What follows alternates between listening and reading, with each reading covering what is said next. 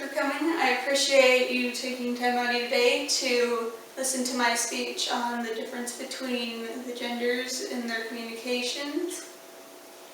And I chose this topic because I feel strongly about it. I've had problems communicating with people of the opposite gender. And it's also just kind of a big issue, especially in like the workplace and stuff like that. And I'm going to be talking about the differences between the gender communication and reasons for miscommunication. And the difference in communication starts at an early age. In an issue of American psychologist, Stanford University's Eleanor McCabe reported that children's development is most influenced by the social structure of peer interaction. And boys tended to play with boys, girls tended to play with girls, and in doing so, their communication styles diverged and are different. A big part of the difference is how females and males interact amongst the same gender. For females, intimacy is what makes up relationships, and talk is what creates intimacy. And the females regard conversation as the cornerstone to friendship. So, a woman, the subject doesn't matter, but the sense of closeness created from talking does. And so, females expect their male, like husband, boyfriend, that kind of thing, significant others, to be a new and improved version of a best friend. And while bonds between males can be just as close as girls, they're based less on talking and more on doing things, doing activities, playing. And they tend to be more inclusive and larger, but they also are hierarchical, which means that you have boss or bosses and subordinates. And no one wants to be the subordinate, everyone wants to be the boss. Bosses tell people what to do, and they get followed. However, subordinates have to do the following, and it plays a part in why some men don't listen to females. It's because they don't want to feel like the subordinate, and that's a problem in some relationships. And the big issue of the difference is how females and males interact together, which is body language.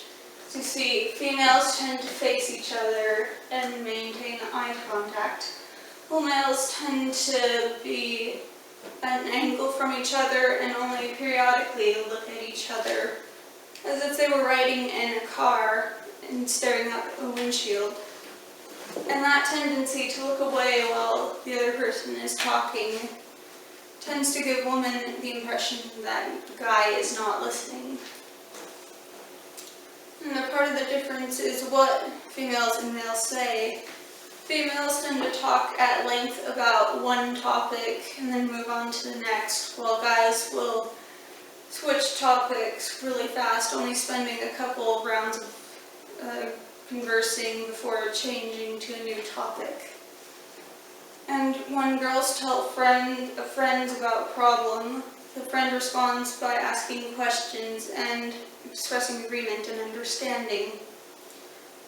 Females reassure each other by implying that they shouldn't feel bad because they have had a similar experience. And when women talk, they assume the conversationalist's job is to express agreement and understanding and support. Women see conversation as a way to develop repertoire and create a relationship or a bond. While boys tend to just dismiss each other's problems and reassure each other by implying that their problem isn't that bad and it's okay. And men see their conversationalist job as pointing out the other side of an argument, which a woman who expects the guy, friend, or significant other, they expect them to express support and agreement. And then the guy instead is like, well, what about this? And it creates friction between the two. And And males also see conversation as a way to prove themselves, show I'm knowledgeable and I know stuff. And they also interrupt people more because they don't want to feel like a subordinate. It goes back to that hierarchical upbringing during childhood. And which you need to know to bridge the gap, because that's what you ultimately want to do to create a successful relationship, is to know the difference. That's the biggest thing. Know that women like to make eye contact, or guys don't tend to make eye contact, even if you're having a serious talk.